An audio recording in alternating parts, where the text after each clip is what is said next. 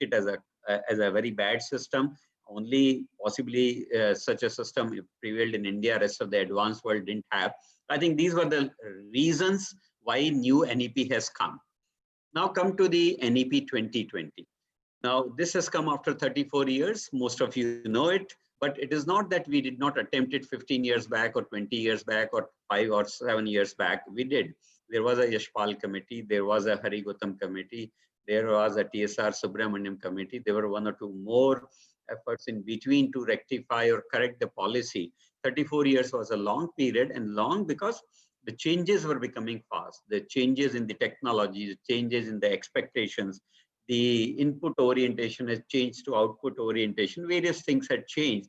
And that was the reason why everyone was deeply interested in how education can change. Unfortunately, education is a slow moving entity, and therefore it took a lot of time. 34 years is a lot of time. My own expectation with this new policy is that it will take us ahead for next 15 to 20 years, as you can see here, which I'm trying to highlight here, 15 to 20 years. Beyond that, they will require a new policy because the changes are fast. But then what are the key points? The key point is new policy has the potential to reform and has a focus on reform and therefore potential to transform. I think that's something very, very important. Can it transform? Yes, we are seeing a transformation from an offline mode to an online mode and policy facilitating that. We are seeing a transformation in form of purely education or teaching or learning to research, integrated teaching and learning, even at the undergraduate level, and so forth. If you see, there are many aspects through which we can transform the thing. And obviously, the whole policy is focused on the world-class education in pursuit of excellence, which is very, very right. The best thing about the policy is this policy has been achieved or derived or finalized after a huge amount of consultative process. I'm just giving you one example that after the policy was put in the public for public scrutiny or feedback, I think more than 2 lakhs, in fact, 2.25 lakh inputs were given to committee in a time period of around 2 months. And imagine that kind of an input to be digested by the committee and the committee trying to do something very, very important. So I think it's a consultative process which made this whole policy very effective. I would say this policy has certain dreams and very ambitious. An example of that is 10,000 institutions giving degree awarding. Right now in India, probably only 800 are giving. 1,000 universities are there, but some of them, around 200, are very new, so they might not have given degrees. So right now, degree awarding power is typically around 800, 900 institutions, whereas in next 10 years, we need to take it to 10,000. In fact, the policy gives us time up till 2035, next 15 years. That's going to be a slightly daunting task, but it's a dreamy policy. And why should we dream? We should dream big, then only we can try to achieve it. If we don't, if we curtail our dreams, our wings right here, we'll never achieve it. Okay. And obviously this policy covers all the aspects of KG to PG. Of course, I'm not going to talk about the school education and KG to +2 level or that level. I'm only talking about the higher education. And therefore, you can say that that's something very good. The new regulatory framework is something very good, that there is going to be a new HECI, which will be a single regulatory body, and under which there will be 4 more bodies which are going to do certain tasks. I'm going to show you something more about that in one of the slides. All in all, the regulation will be light but tight. Can't explain it much. We'll see how it happens. Fingers crossed for that, but that is what the government intends to do. Light but tight basically might mean it will give you a lot of liberty, but if you're caught doing something wrong, you will be tightened and you will be kind of given some heavy penalties. And that's what is meaning of light but tight, in my opinion. The government traditionally has focused on what we call the old policy also, or old government drive also, on access, equity, quality, accountability, and transparency. I think these parameters have been further emphasized in this particular case, but I would also hope that through these new policies, we'll get the speed, efficiency, and diversity, which is very important. We need to do it fast now because we cannot be slow. World is changing fast. Efficiency has to be high. For every rupee spent or every minute spent, I think the return should be good. And diversity is multidisciplinarity or multiplicity of things which we can do. So all those things possibly would be there. So there are so many other things which are there, which are getting promoted in this new policy. One more set of general comments where some targets are given for the NEP, in my opinion.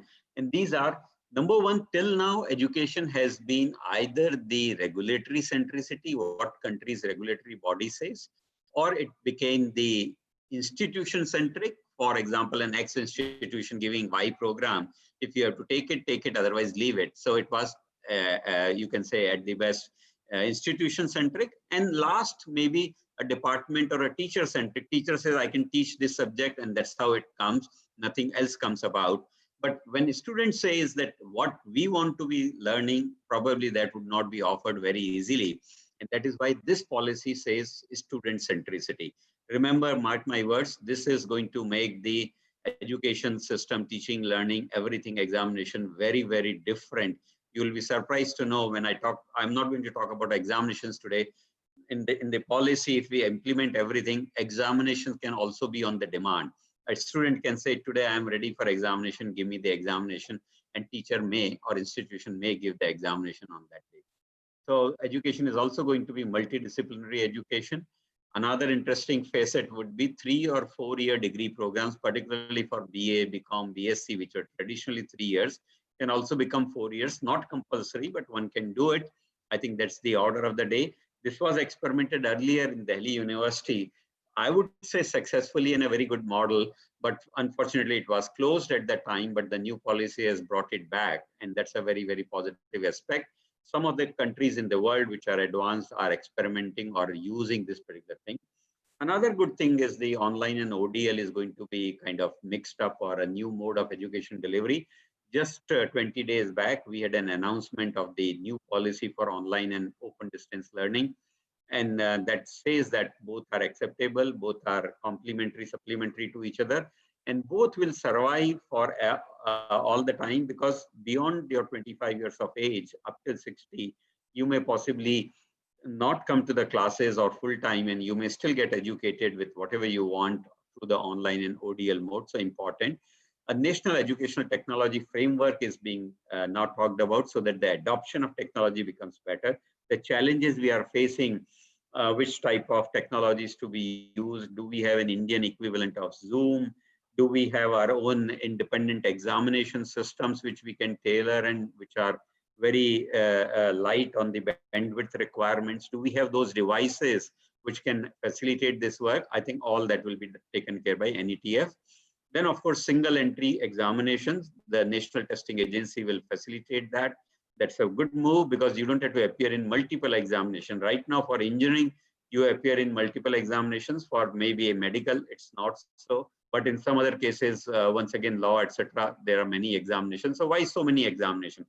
You can appear in one examination, but multiple times if you so require, 2 times, so that you can have your best performance counted for your admission. So that is the NTA thing which will bring. There will be an extra emphasis on accreditation. So there is going to be a national agency for accreditation rather than distributed like NBA and NAC and all. And then there'll be more agencies coming in for accreditation. Of course, there is some importance given to teachers training adequately. We'll possibly have some point later in one of the slides. Internationalization has been opened up to some extent. Indian institutions can put their campuses outside, and the outside people can also put campuses in India, both ways. I think this is something important for diversity point, which I was mentioning. And with that, you'll probably learn more about rest of the world, what designs they want, what practices they follow, what is good and bad in their system, how we can market them, and so on and so forth. So world will become a global village, and obviously we need to internationalize to make sure that we live in that global village and take advantage of that. In overall terms, I would say everything is given a flexibility, an autonomy, or a control to the user or the performer or the producer or student or whatever that may be. Like that, this is the policy. Some of the key initiatives, if I tell you in terms of the numbers, if I say, I think one of them is very big one. 6% of GDP will be the educational budget. That's something very important. Right now, we are pegged down around 2, 3, 3.5, not more than that. So it's a kind of doubling in that sense. And that will be very, very good, because they want to give emphasis to education and investment in education. Most of it will be required for research-led education also. The gross enrollment ratio, number of students going from +2 level to the higher education, will have to be increased. And therefore, there is a thing called GER, which is currently, as per the policy document, it's 26.3%. But right now, it may be around 27% or whatever, has to be increased to 50% in 15 years. I think that's a very ambitious goal we have. And once again, we are working towards that. Hopefully, technology will benefit us. Technology will require lesser investment and faster expansion, and that's how this GER will be achieved. Then, of course, amalgamation of regulatory bodies. I have already said to you about HECI, and I'll have a slide on that. Then creation of new regulatory structure with 4 more bodies under HECI. So that also will be coming in that. Another important thing is treating government and non-government institutions at par, on par in certain cases, not in every case, obviously. And that will bring more funding and more competition and better quality. And that is something, a good initiative. Let's see how it gets implemented eventually. Then we also have the vocational and other courses, skill courses also being counted for general degrees. I think that's a nice step. Otherwise, people in India were not going for skill-based degrees because they thought it is inferior. It is not. In fact, for me, it is more important, but people are not going for that. Now that everything is having a level playing field, you can possibly say that it's a nice step. Scholarships for students have been emphasized through one of the 4 bodies which are going to be there, so that even ordinary people can go to the good institution. Streamlining of accreditation systems. I already said that there will be a single body which will be doing that. And then additional focus on teachers training and accountability. I think teachers training is emphasized, but accountability has also been emphasized. So these are some of the key initiatives which are there. When I come to the new regulatory framework, which I was saying, it will be HECI, Higher Education Commission of India. It will have all the bodies amalgamated except for BCI and MCI. I don't know the reasons why they have not been included. Maybe they were very diverse. They were more complicated to include into the current system. Except for these 2, most of those which were there, like AICT, like UGC, like Dental Council, like Council of Architecture or Pharmacy or Nursing Council, whatever those were there, they have been amalgamated in one sense of control. But the existing bodies, same, agriculture, veterinary, NCT, Council of Architecture, veterinary, everything, they will continue to be functioning. They are not going to be dismantled, but they will work towards the professional standard setting bodies. They'll take care once I'm graduating as a veterinary scientist or let's say doctor, what I do and do I have proper training and all that will be taken care by them. But till the time I'm in education, this HECI probably will call the shots in terms of what needs to be done. And these are the descriptions of the 4 bodies. The first is NHERC. It's a single point regulator. Educational outcomes, finance, good governance, infra, everything will be controlled by them. The second one is the NAC, robust system of grading, independent institutions, new benchmarks for quality. So they will identify furthermore accrediting bodies, and they'll probably make the accreditation omnipresent. All institutions may eventually have to go for that. Let's see how the rules will come out later. Then one for the funding, it's mainly for the scholarships and the institutional financing and all that. And we have bodies like HEFA, which will probably be submerged in this particular thing. So they'll give liberal loans to students and institutions both. And then there'll be general councils. So there'll be student-related outcomes, graduate attributes, and various other things which are there. And then once again, National Higher Education Qualification Framework, National Skill Qualification Framework, this NHEQF and all that will be amalgamated through their efforts. So these are the new regulatory framework. Not much is known about these frameworks right now in detail. We will gradually work. I'm sure UGC, AICT, MHRD, all those committees are already working on the new framework, and hopefully this will be made public in terms of its further functioning. Right now, the broad structure is known to us.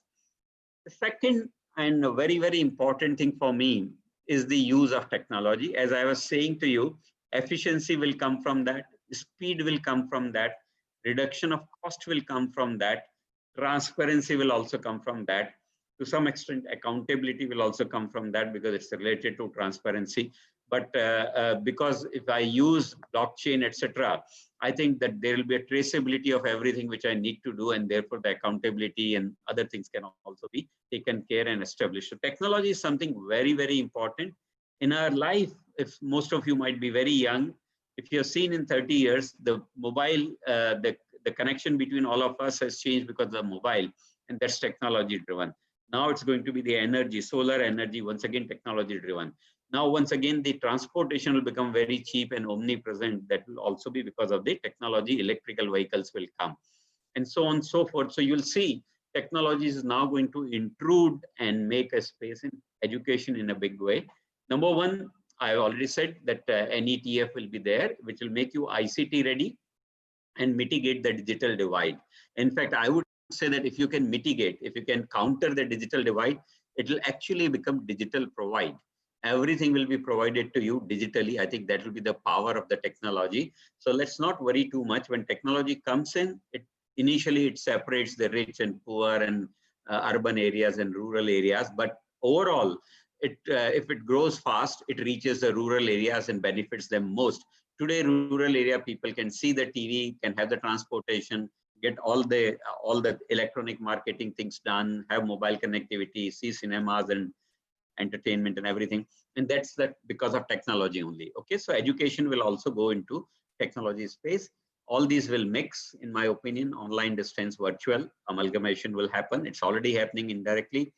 Use of internet, DTH, mobile, all those, and various other gadgets and devices and tabs and iPads and iPods and whatever, laptops and desktops and various other devices, including conventional radio is being used in terms of teaching, learning. Somewhere the lessons are being given through the radio, and community radios also in the vicinity. Various things are there.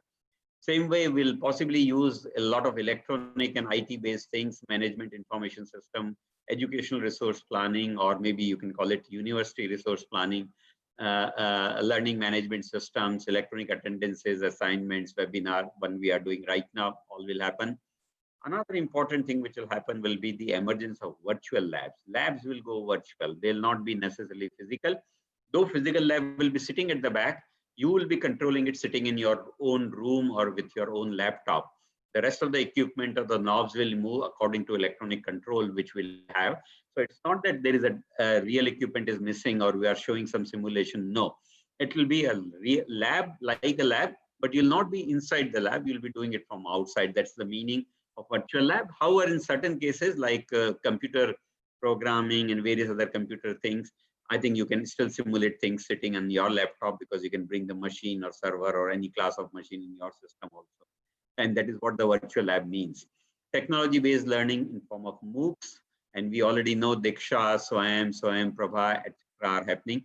And now government is also driving, all institutions are driving, all the library things, all the books, everything should be in the electronic form so that the distribution users can be much more.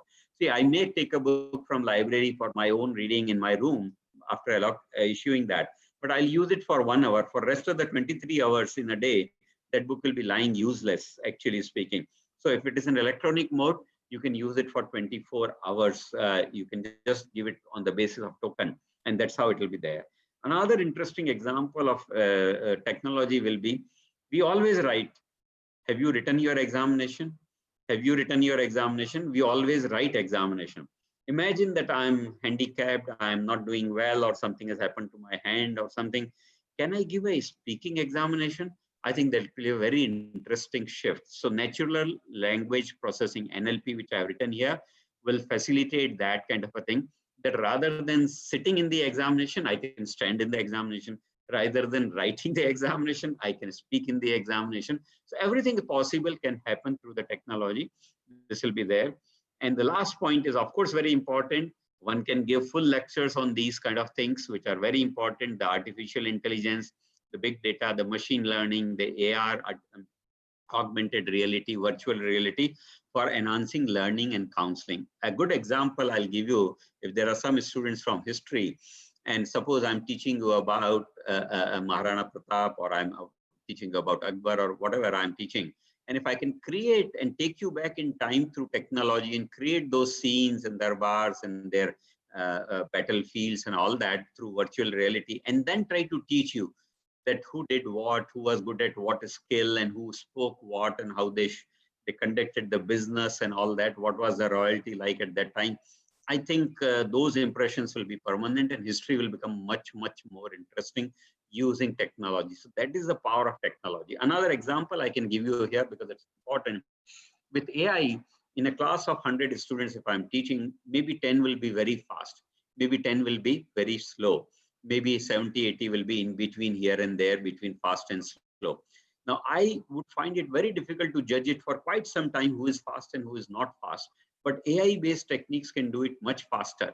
And accordingly, it can prescribe advanced problems to satisfy their quest for knowledge, give them some advantage. Those who are slow can repeat things for them.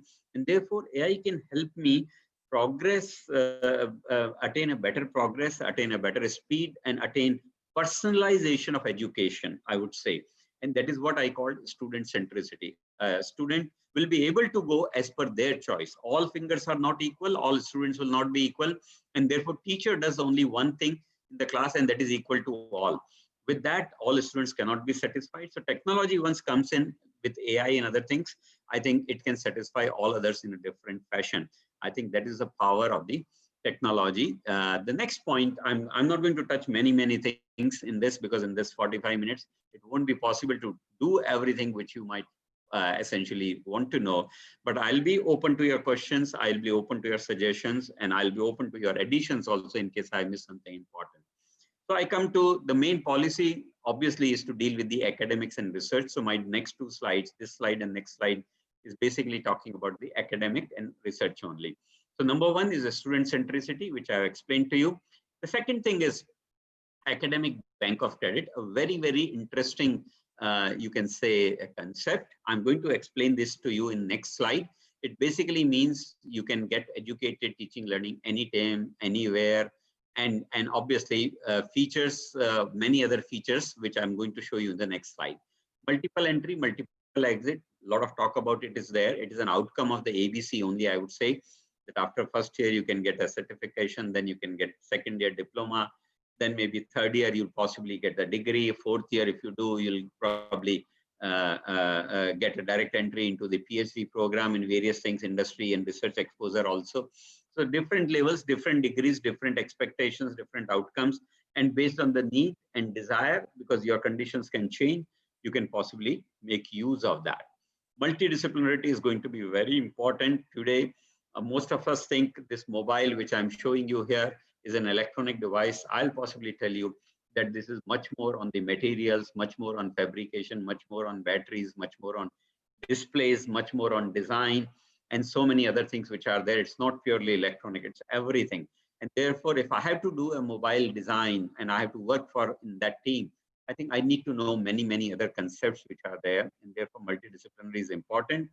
I'm very happy to tell you that most of the IITs, which were generally unitary for technical education, are now expanding. They are going to all sorts of disciplines of agriculture, science, humanities, management, and now into medical also, like SRM is. So SRM's model is being replicated and followed in multidisciplinarity by everyone, I would say. Of course, language is a little bit more sensitive in certain cases, but promotion of mother tongue is something very important. I can give you my own example. In my family, with myself, my wife, and two sons, we are all multilingual. We can all speak minimum 3 languages, and some of us can speak 5 languages, and we enjoy that. We try to learn more, and I think more is better in this case because you can connect with people. That's something very good. And then arts and humanities are being promoted even in the professional education or technical education, very needed, because engineers were getting disconnected with the society and needs of the society, and therefore this will connect them. Once again, a single entrance examination, I've told you. Examination reforms, one thing I told you about speaking examinations or standing examinations. Examinations can be open book, examinations can be on demand, examinations can be group based examination. This will all be based on the technology which is there. And finally, we need much bigger support for adult education or mature learners. As I told you, after 25 years of my age, I cannot be sitting in a class every time to do a course or learn something about subject. So beyond that age, I'll be considered as an adult educator, a student, or a matured learner. Until 70, 75, depending on my interest, I'll keep getting educated. And for that, there'll be a different support system. And that is what the new education policy brings to us through academic efforts. Now, this is something very interesting. I'm able to show this to you. This is not yet finalized, but I'm working on behalf of the government committee or UGC committee, you can say. I'm one of the members, not only me, other members are there. And this ABC, the Academic Bank of Credit, is something very unique, which will change the shape of the academic world.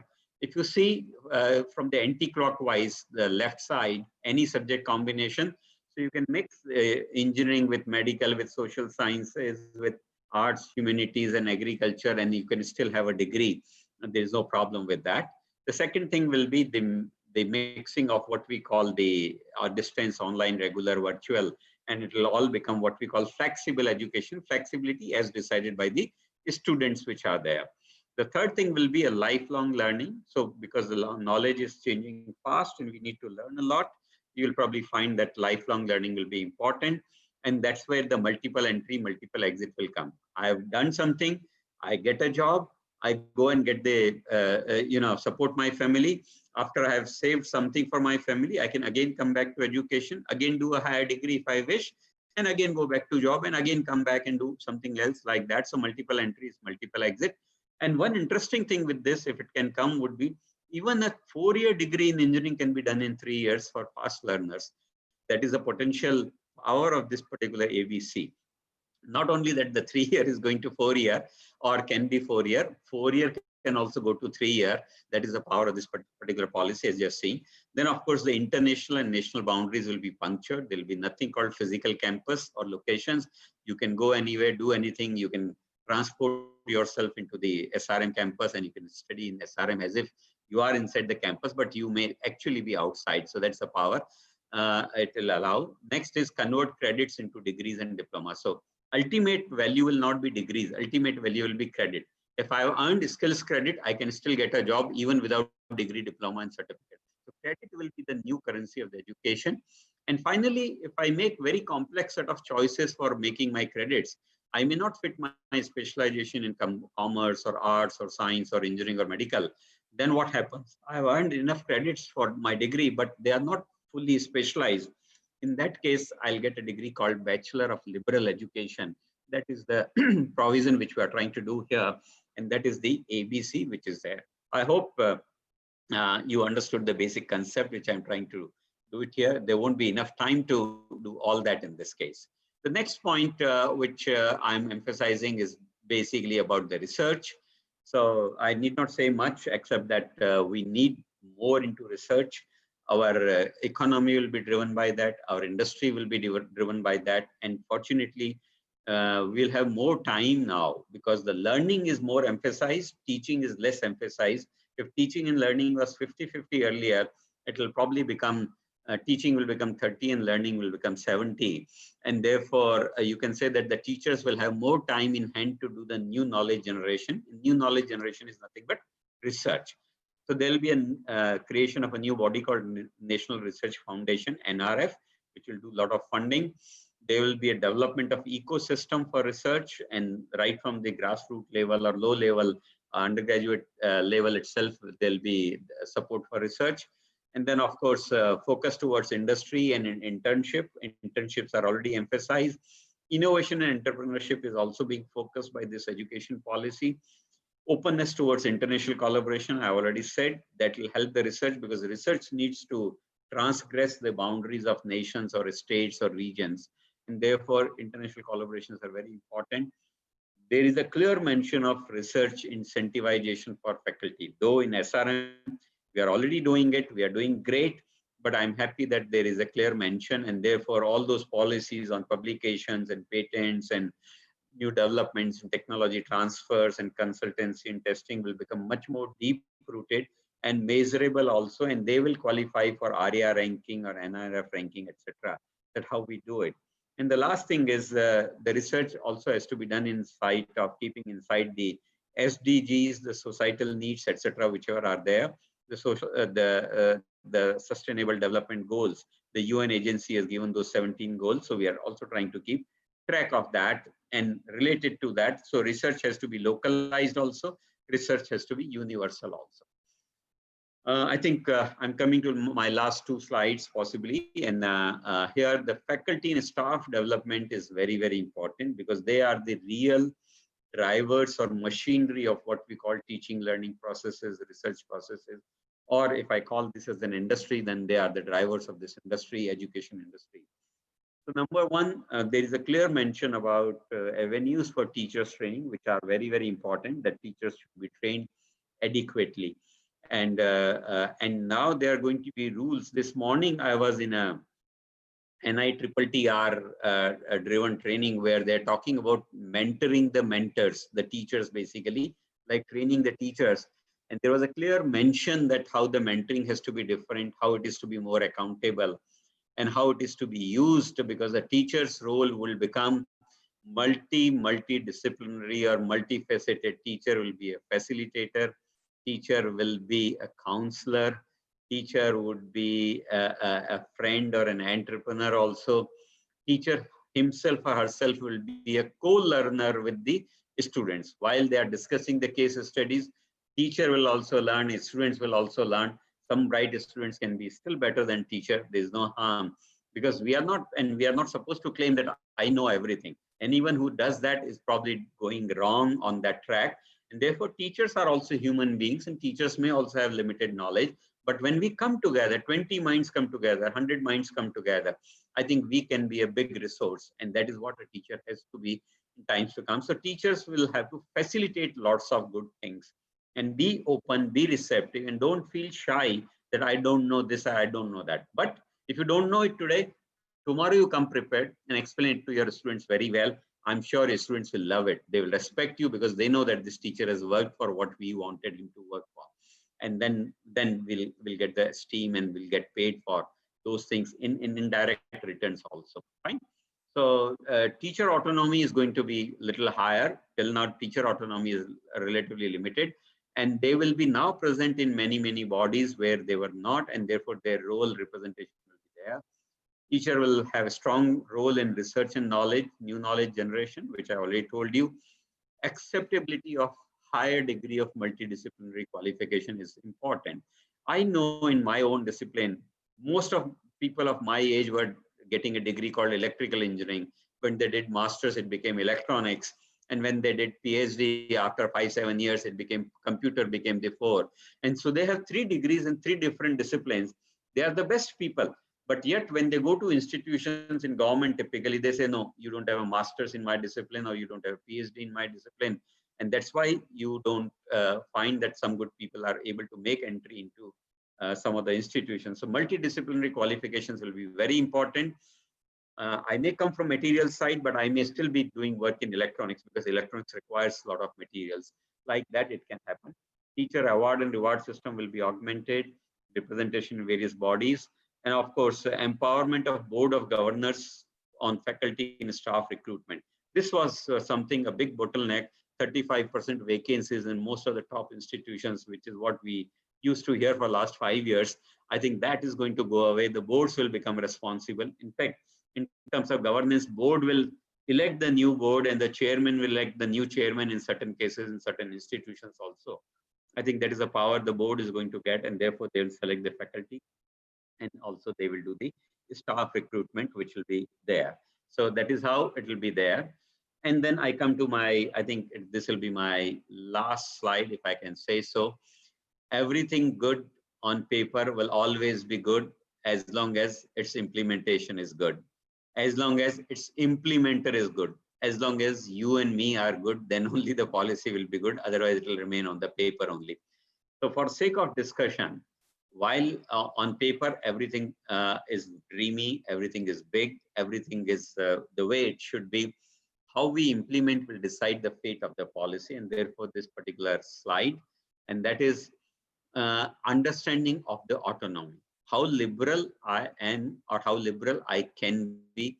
Can I pass a student with 10 marks? Can I pass a student with 20 marks? Can I fail a student with 80 marks? I think cannot be necessarily decided by the student or cannot be decided by the teacher. Some slightly higher level framework will be there. But what kind of question to be given, what kind of answer to be expected, a teacher level could be decided. What kind of a subject to be chosen, what kind of a teacher to be chosen for learning that subject, and when to learn that subject, I think a student can choose.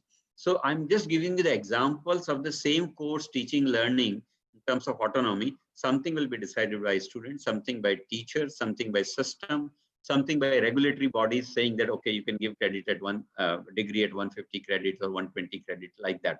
And therefore, understanding of autonomy will be very important. Sometimes when we talk of freedom to speech, we see on TV debates sometimes that there is an excessive freedom which is being used or something. So the level has to be understood. What is the right level where you have to stop and where your level begins and stops? And therefore, autonomy is something very tricky for all of us to understand. Suppose I had to have the financial power. Can I have the financial power of crores and crores of rupees? Or should there be someone looking at the vice chancellor also, that vice chancellor should not misuse his power, or some other authority should not misuse his power? And therefore, autonomy is something very important. So taking it to right levels with right protocols, with right accountability and transparency and all that is important. Second thing is budget allocation. We have said 6% of the GDP will come for the for the education, but how much for higher education we don't know. Since I'm talking about higher education, I'm concerned, would higher education get adequate budget or not? We don't know. And of course, how much of self-financing, etc., will be required. Those aspects are also not absolutely clear. Obviously, over a period of time, this will be covered. Now, if I presume that large amount of budget will come to us, do we have capacity to consume that budget? I doubt. I have worked in government for enough number of years, 29 years, and therefore I know that there are limitations in the government also huge. And of course, private sector is limited by generally by the investment. And therefore, consume budget is also a challenge. Suddenly, I bombard money on you and I give you heaps of money, you will be lost and you will be making wrong investments. You will be making mistakes by investing at places where it is not required because you think you have the money.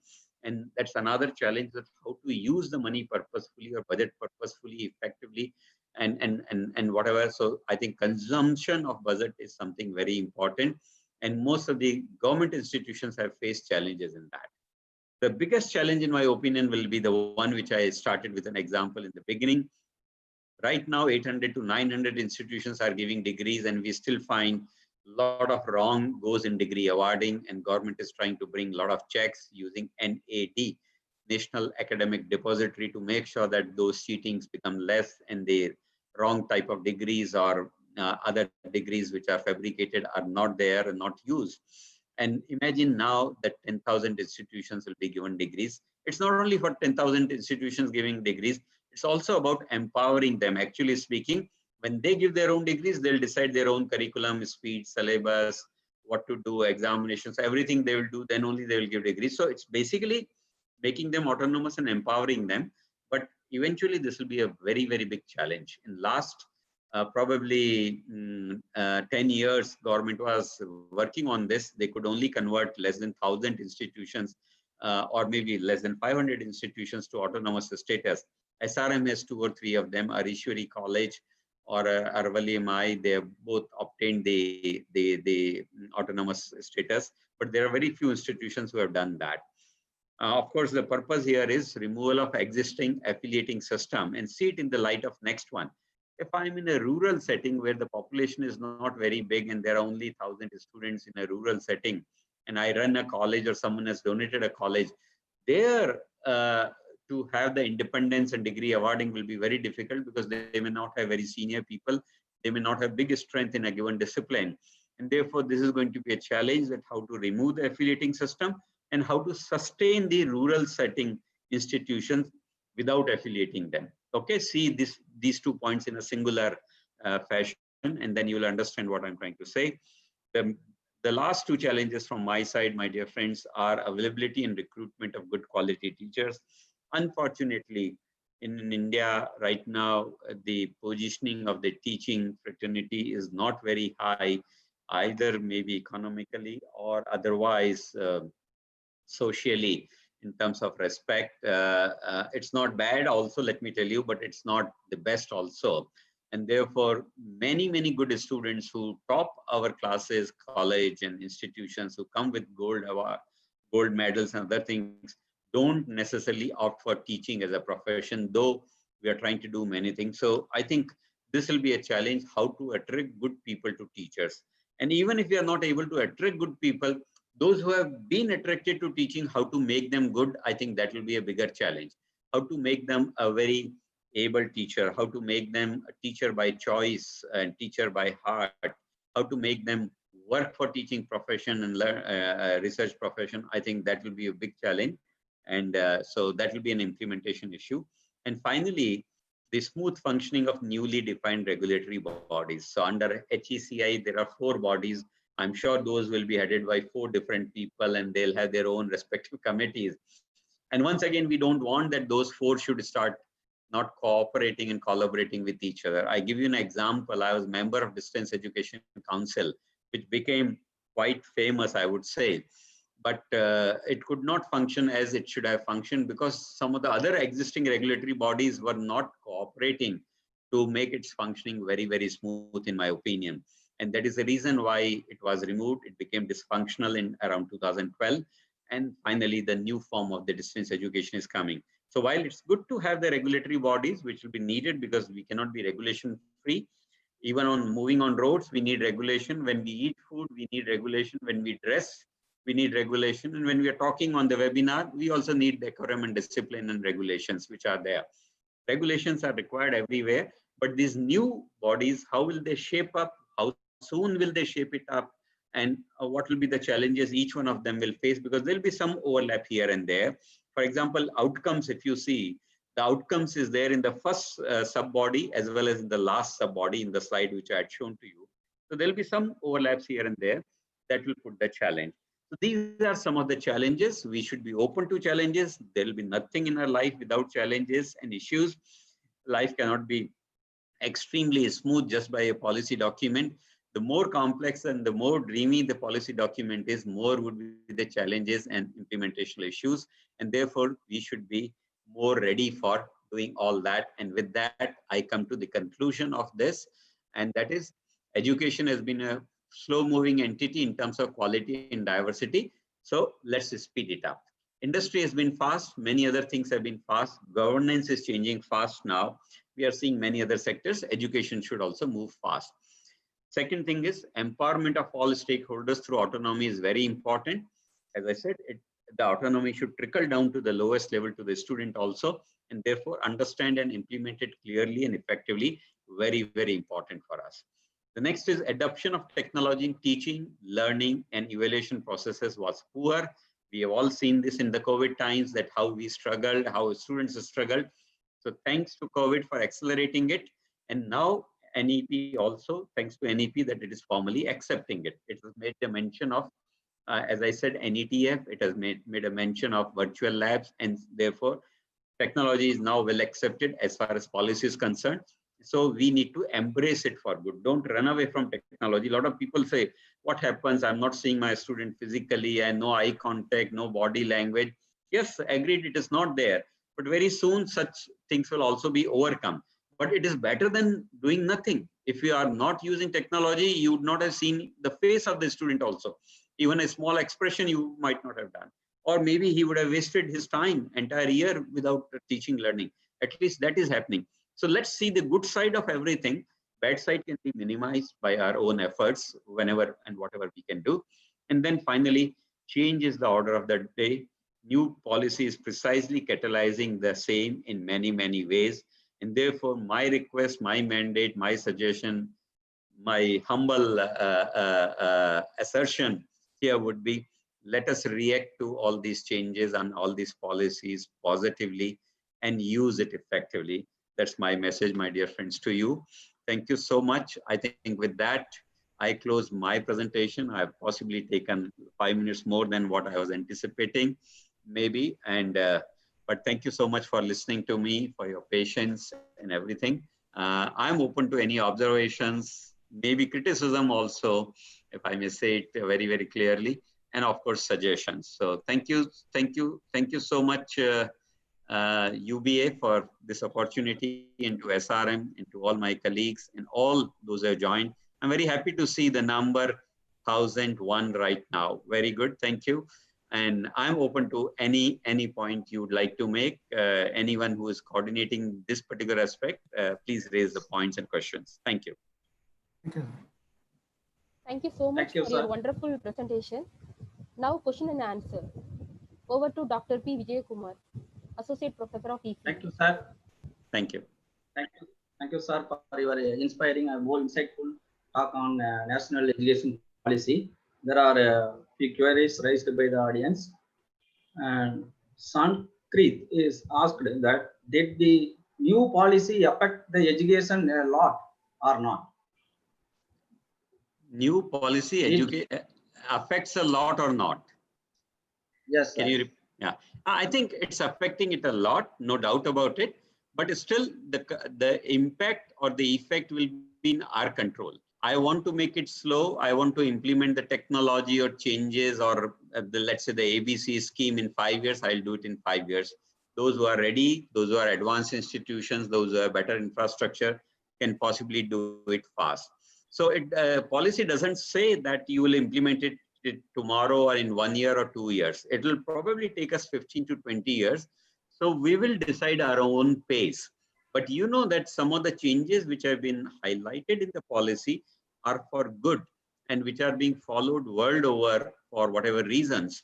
And therefore, if we can do it faster, I think this will be beneficial to all of us. That is my take and that is my suggestion. Yes, Thank please. you, sir. Thank you. Another question from Mr. Anurup, third year BTech student. Yeah. I am a third year BTech student. Yeah. What would be the impact of new education policy 2020 if I choose to go ahead with higher studies? Okay. Number one, higher studies, when you go for, there'll be many tracks where you'll find the input side is controlled by what your previous qualification is there. So that change will happen, that I may have a degree in electronics, but I may still do mechatronics, or I may still do computers, or I may still do something more. And that will be the openness of the education system will happen at the entry level, that people with different streams and background can join and do that. Number two, when you go there and you find that you've taken a course, but you find that it's not very interesting, within the course also you can change the stream and take more electives. That's the second thing.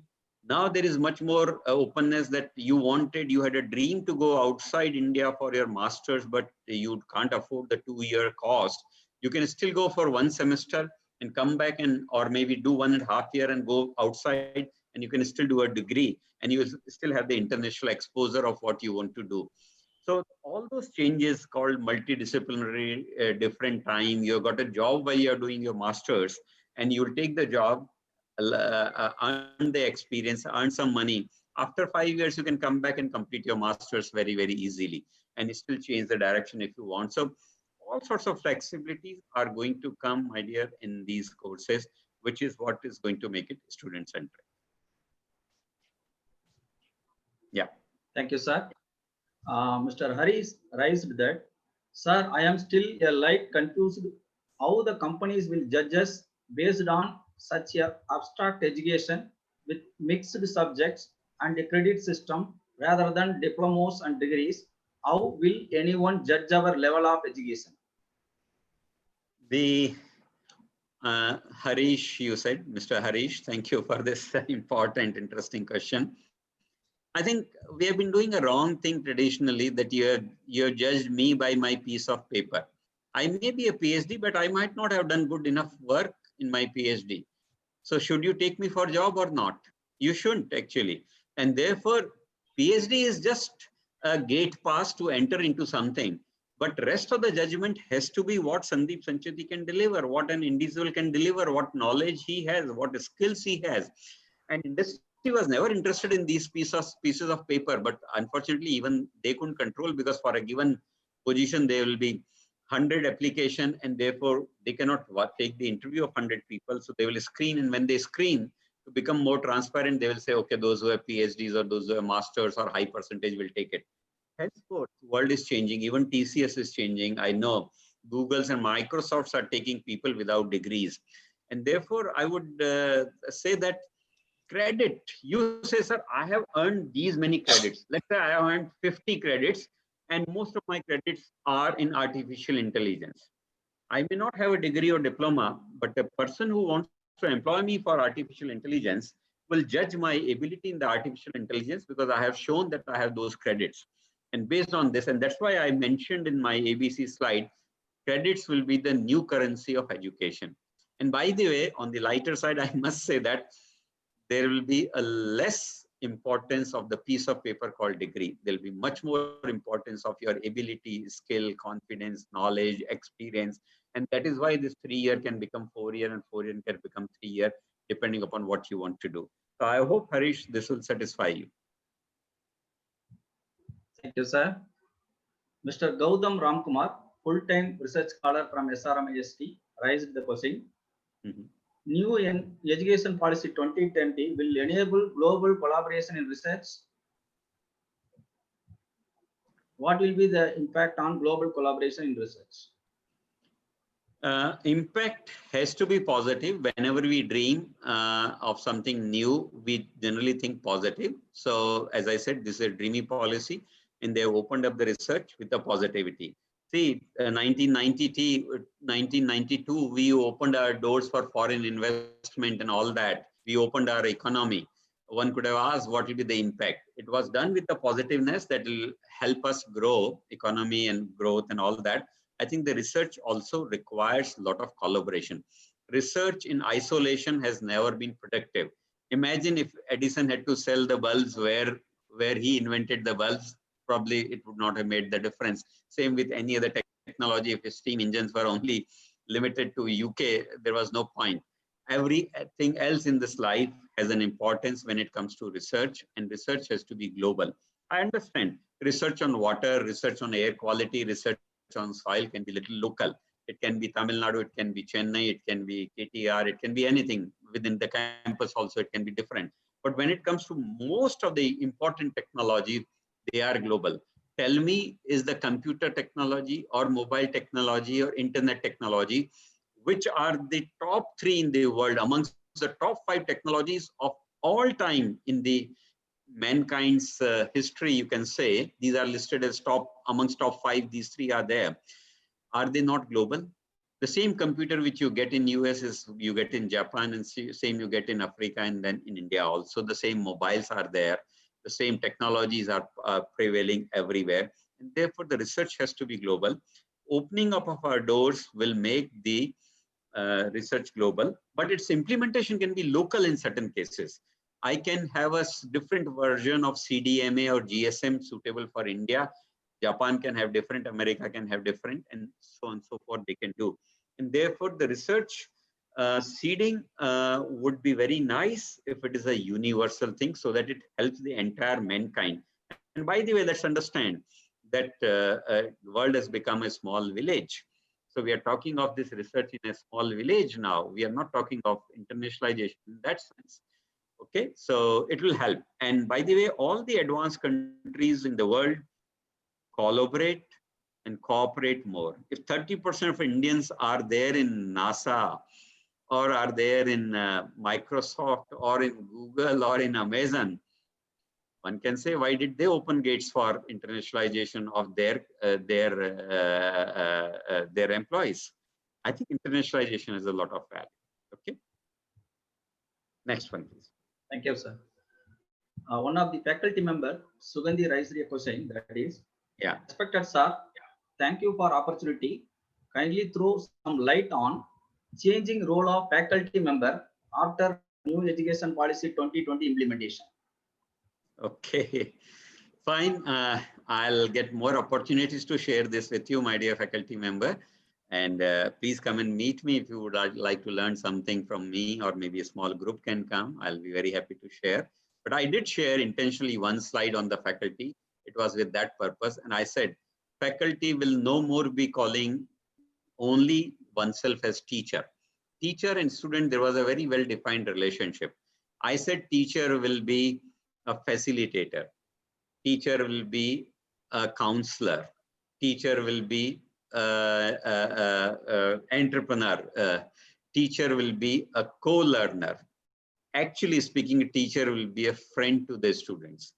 Nothing will be secret between teacher and the student. Every class will be a flipped classroom, including labs.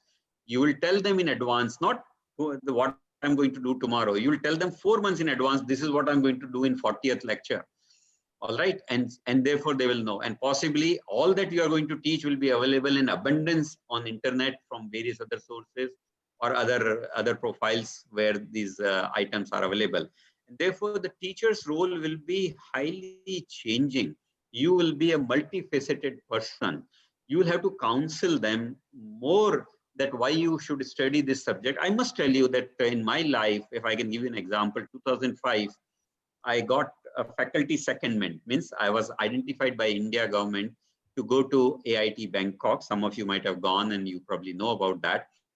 And we were asked to teach an advanced course, which I taught. Before teaching the advanced course, which will always be elective for seconded faculty, I was also given one advanced course. I floated that course for 1 week, and students can come in and come out of my class to learn what this guy can do in that particular subject in that class. Is he a good teacher? Is the subject is good? Is it interesting or not? And after a week, they vote whether they will come to this class or not, or how many will come. I eventually got 19 students in my class, which was probably one of the largest class of that time in our department, at least. I don't know others. And out of those 19 students who I had, which were all master's level advanced course, 12 of them were from different nationalities. Means there were students from 12 different nationalities, including India, Bangladesh, maybe some France, some Germany, something here like that, Taiwan, Vietnam, all that put together. And that was my life's toughest class. It was already an advanced course. I didn't know at what speed to go. Someone's maths is good, someone's analytics are good, someone's language is good, someone's technology is good. And I was a completely lost teacher, but in the process, I myself learned a lot. In the process, we all became friends. In the process, we all learned things together. I think that is what a teacher has to be. Teachers should become a dynamic person now rather than a static person. Teachers, initially, when I became a teacher, I know that when you enter into the department, you are given the worst of the subject, which was not chosen by any senior teachers. This is what happened. Today, it should be the other way around. Today morning, when we were discussing in another panel, someone was saying, Professor Dhande, who has been who is who of Indian education, IIT Kanpur and various other bodies and various other things. He was saying every teacher should do one parallel course for himself or herself during every semester. That is something very important, and then only you can keep yourself updated. So my suggestion to you is teacher will keep defining himself or herself the way it should be based on the circumstances. Teacher can be a co-inventor also. Teacher can be co-researcher also. Teacher can be every role. So teacher will be a multifaceted personality, in my opinion. Yeah, we can have more questions if you have. Please. Jasprit Chaudhary raised the question, that is, India's new education policy 2020 has scrapped the MPhil degree. Do you think the fresh master student can go for PhD directly? Yeah. Okay, Jasprit, I'm not the best expert on that because in engineering we never followed that, and I primarily hail from the engineering background. But I must say that I've seen the world outside India, and they follow the policy of catch them young. They don't drag them too much into this. Basically, after 4-year degree, where you have spent 1 more year, what you generally do in the second year of your master's is project, dissertation, or 1-year industry work in engineering, let's say.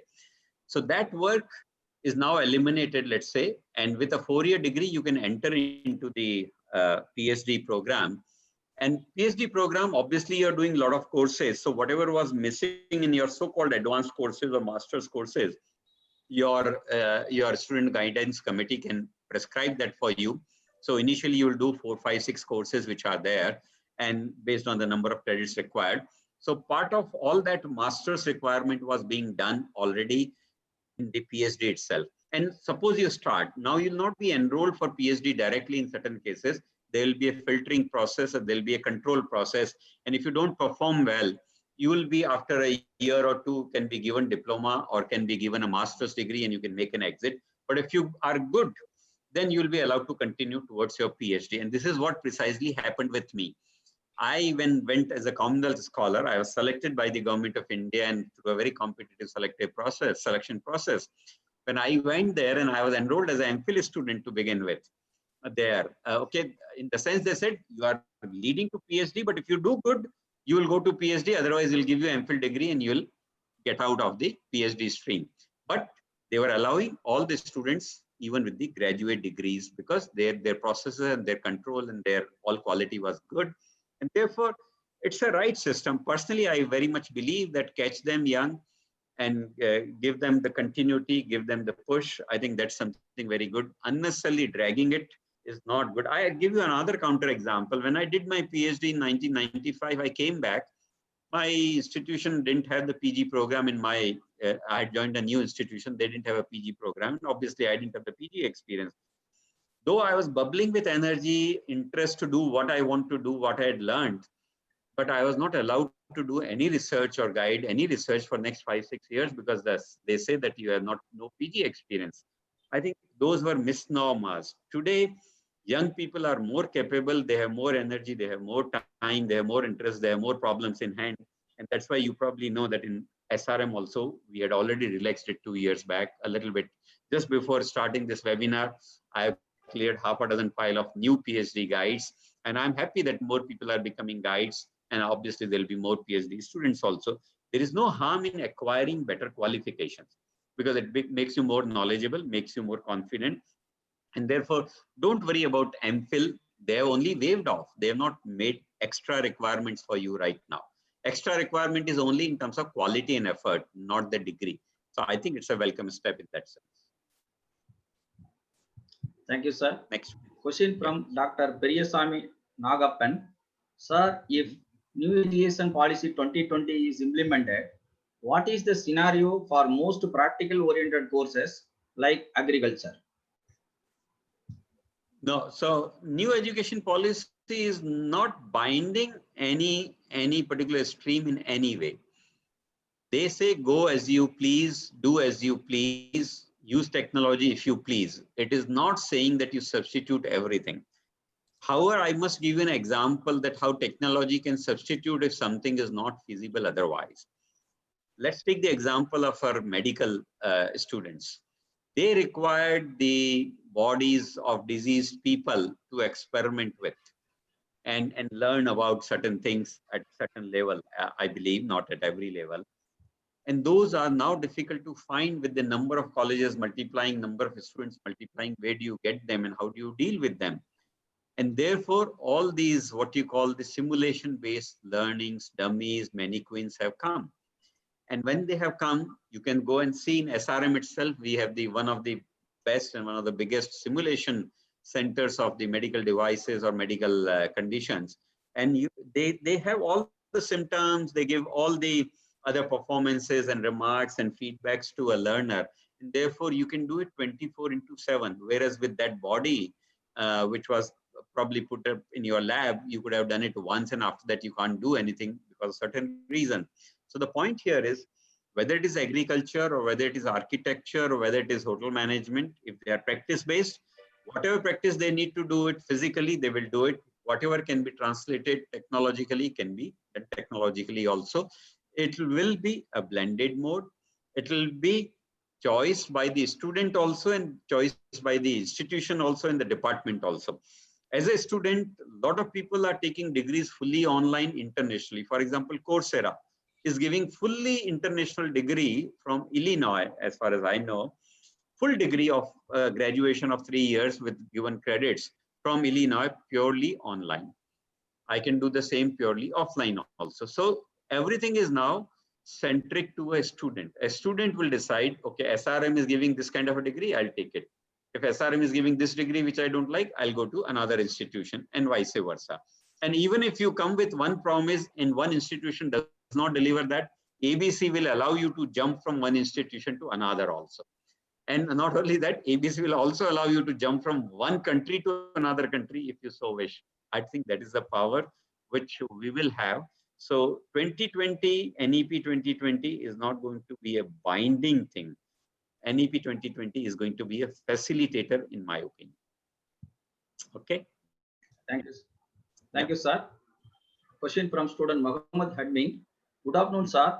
In the new education policy, we have option to quit the first year or second year and obtain a certificate of diploma. Will this sort of certification will be accepted when we go work in another country? No, we cannot control what another country says.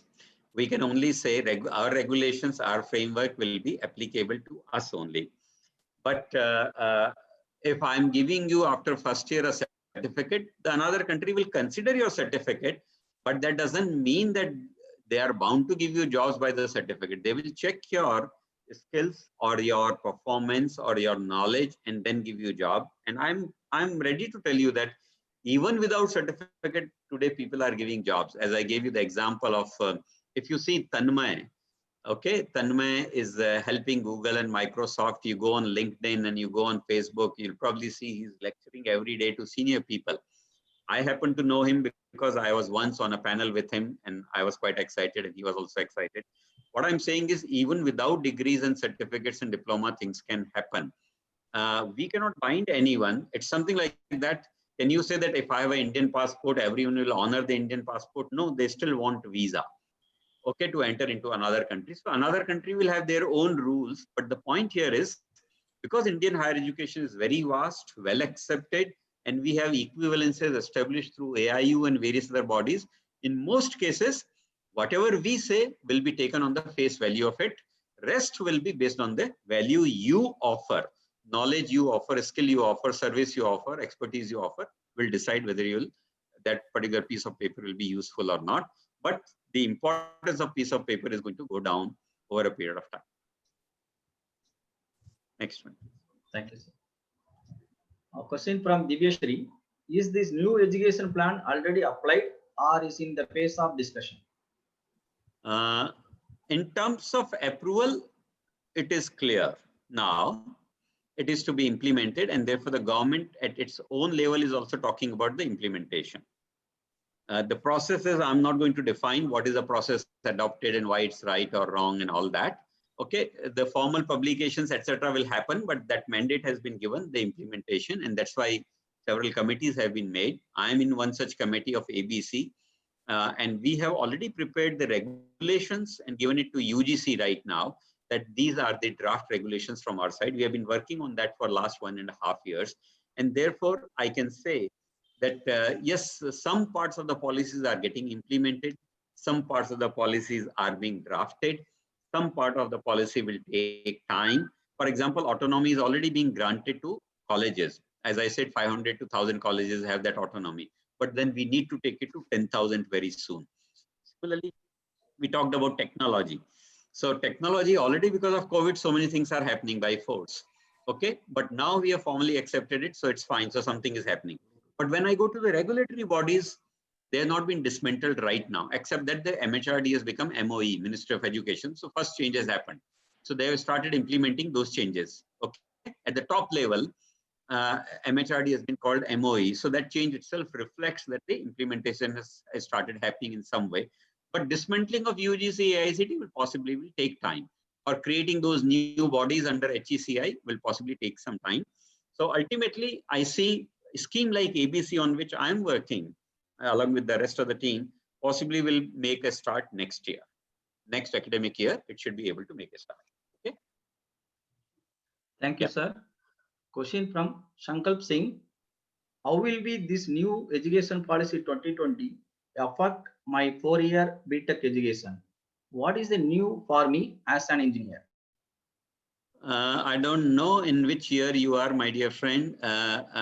4-year degree, engineering will have the same validity. It is not going to affect anything adversely, for sure. Okay, but if you were having enough time under the NEP, which will gradually be implemented. For example, 3-year and 4-year degree programs will be implementing next year. The current students who are there in this system may not enjoy the same flexibility, though we may be giving some flexibility here and there, but not the same degree of flexibility. It is something like this. I have a foundation done, and suddenly I have an idea that now I want to construct my house differently. So then the foundation becomes my limitation, and on that I can do some minor variations. But now in this case, in the new batches, I'll do a completely new foundation. And therefore I can make it very, very different. Okay. So that is the kind of change you can possibly see. So for example, you might be doing mechanical engineering or civil engineering or electrical or computer, whatever it might be doing, you might be doing. And you might not have taken a minor specialization. But in a new scheme, you would have taken the minor immediately. And even if you are not taken the minor, you could have yourself selected some open electives in such a fashion that you develop an extra expertise in some other chosen subject. That was not available to you. So that is the difference in the new and the old. But for most of the old people, changes, if you're in first year, there'll be a little bit more. If you're in second year, a little less. If you're in your final year or fourth year, it'll be much lesser. Like that is what I can say. Okay, but suppose some of you go for higher studies, which I think many of you will go, you will be having tremendous benefit if you are educating in India. That's one thing. And the second thing we see in India is that a lot of good students, because of this diversity, will stay in India. And therefore, Indian education, higher education, particularly PG education, will become very, very vibrant and more competitive and more good in quality. Otherwise, those good students were typically going outside India, which was not good for India. So those kind of changes will come, and you can save the cost.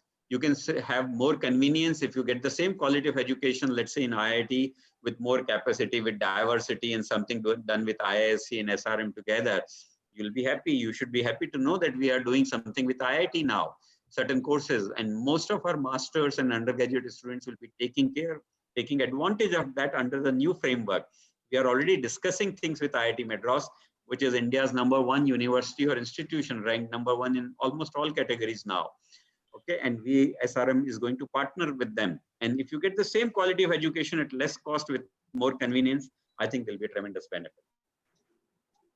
Yeah. Thank you, sir. Test for all the country, throughout the country. Then what about the standard of examination? For me, the examination will be difficult. Some other part of country, it may be easy. So how they are going to be set the standard for the whole country? Okay. See, we are a nation and we have to compete nationally for something. If you don't want to compete nationally, then obviously we can have the policies of, say, quotas for a state or reservations for a state or whatever. And but let's say even if there is a quota for a state called Delhi or UP, then all the students of UP are getting the same treatment in the UP, and all of them are going to be treated at the same level in the same quota with the same examination. So as far as you are saying that there is a favor or disfavor, you can't say. Even IIT right now, or IIM right now, or NITs right now, they are nationally competitive, even now. Okay, not now, last 10 years, I know. NITs were the last to change to that. ICERs are like that. So many central institutions are like that. And so many top universities are like that, including Delhi University and Hyderabad University and some of them. So therefore, I would say that that is one aspect of it. The second aspect is testing and examination methods are very, very advanced these days. And that's why you can be offered examination on demand. There can be X number of highest difficulty level question, medium level difficulty question, low level difficulty questions. They can be randomized, the values can be changed, something else can be changed. Your testing patterns and levels can be still the same. And therefore, world over, these practices have now been fully established, like you appear in GATE or GRE or GMAT or TOEFL. They give you examination 5 times. They give you at 20 or 100 different centers. Maybe slightly timings are a bit different. I think those practices are going to come. NTA will take its time to do all that, but yes, it is doable. Why not? Why can't it be done? It's being done even for the entry to civil services. Everything is treated equally. Okay, so like that, the same practices can come and you can be fair. Remember that if you are appearing in an engineering test, you don't have to appear in SRM, KIT and VIT and Manipal and then AIEEE and JEE, and then so many other tests which are there, they become burden on you at times. And then consistency is not there. The levels of courses are different, or the contents are different. Nature of test is different. So it's difficult for you to prepare.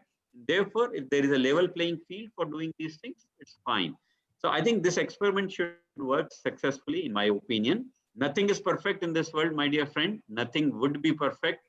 If you want to find a fault with NTA, you can always find the fault with that.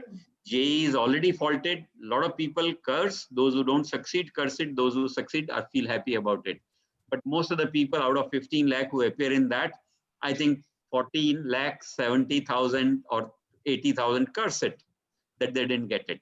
So the point is, we cannot satisfy everyone in such a large size, but this seems to be a slightly better approach right now. Yeah, we can take one or two more. I'm ready, unless unless the license or the Zoom or other occupations probably prohibit you to do that. Last one question.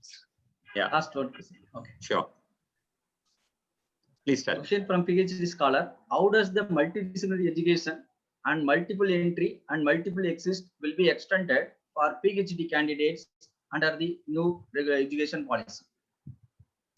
Okay, I told you my own example that when I got enrolled for PhD, had I not done well at a certain level in certain way, they would have asked me to leave the PhD program, and they would have given me a certificate, or they would have given me another master's or PG diploma. I think those are the exits which are very much possible.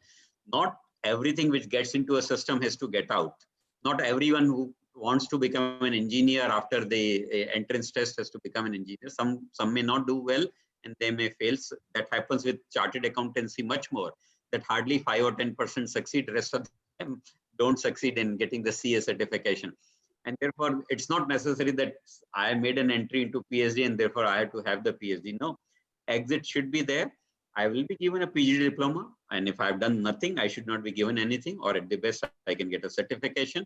Or if I've done reasonably well, but I've suddenly fallen ill and I cannot continue my work for whatever reasons, or something, I may be given a master's. All those exits are possible, which are there. And even if something happens with this thing, I can go with that credit sheet, which will be sitting in the academic bank of credit, which will be a nationally done unit, you can say. I can go and tell another institution, hey, these are the credits sitting in my credit bank. Would you like to consider me for this further, which I want to do? And after that, can I get a degree like that? You can always consult and do anything. So right now, if you do something with, let's say, my institution for 3 years in PhD, for some reasons, things didn't go well, you didn't do well, or facilities are not good, or the guides have disappeared, or something has happened, whatever may be the case. You lose all the 3 years without anything. You don't get a single piece of paper or recognition for your work, and you cannot go to other institution and say that I have done all the research in this institution. No, but now that is transferable. So new education policy and the multiple entry, multiple exit and the ABC does all those changes at all the levels. Please understand, at the lower level, the changes can be more fructifying and more useful than at the higher level. It's as simple as that. Okay, but it's useful in my opinion. More, if you have ideas and if you have specific problems, give it to me in writing, because I'm working on this particular policy. I'll be happy to use them to make the policy even more vibrant and robust. If you still feel I'm open to a debate, I'm open to a challenge, which is what I do with my colleagues also. That's how the policy has been developed. I'm saying institutions across India, senior vice chancellors, we sit together and deliberate on this, purposely point questions to each other, and then get the answers that under these situations, what will be the answers. So there will be an answer to everything. If you give me specific, I'll give you a very specific answer also. But if you have any suggestion, feel free to write to me. Thank you, sir. Thank you for your depth or more insightful answers for all the participants' queries. Thank you very much. I'm going to Deepa. Yes, sir. On behalf of UBA SRM IST team, I would like to thank our Vice Chancellor, SRM IST, Dr. Sandeep Sanjeti, for your excellent presentation to the awareness of National Education Policy 2020. We are grateful for the time and effort you took to share your thoughts and experiences. For many queries, you have answered, sir. Thank you, sir. Thank We you. are really happy. We are really happy with 1,000 plus participants and 149 participants watching live. Dear participants, thank you all for effective participation in the webinar on NEP 2020. I hope all faculty and students of SRMIST other institutions spread the information about NEP 2020 to your friends, colleagues, and the students, and also implement the same. I hope this NEP 2020 will be useful. Thank you all. Thank you, Dr. Deepa. Thank you, Professor Thirumugan and entire UBA team and all the participants for giving me patient hearing. Wonderful to learn. All these deliberations help us prepare very well and learn something new, which is what has happened with me also. So thank you. Thank you for this opportunity. Thank you, sir. Bye. Thank you, sir. Thank you, Thank you, sir. sir.